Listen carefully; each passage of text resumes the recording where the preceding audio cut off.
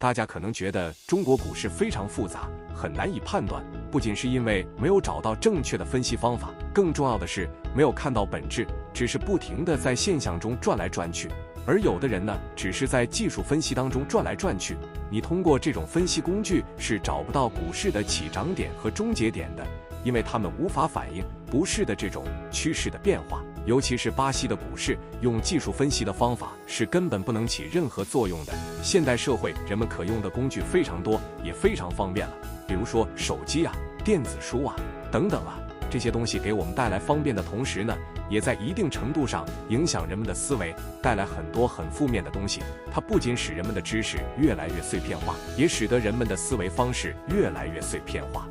你看古代人写的很多书，研究出来的很多东西是他们用心感悟出来的，有相当多的都是高度浓缩的精华。所以呢，自五四运动以来，中国不断否定传统，已经把这个民族数千年积累下来的宝贵的积淀给一点点毁灭了。别说一般的古籍了，就连像《道德经》这样的只有5000字的经典，有几个人看过？有几个人看完过？有几个人能真正读懂？川普的就职演说，我当时用文言文给翻译出来，其中的许多字，很多人根本就不认识，你就别说理解了。我为什么发这个感慨呢？看到大家不少人很喜欢中国古典文化，我真的是非常非常欣慰。老祖宗留给我们很多宝贵的财富，借助他们的眼睛，我们可以看到更多东西，可以少走很多弯路。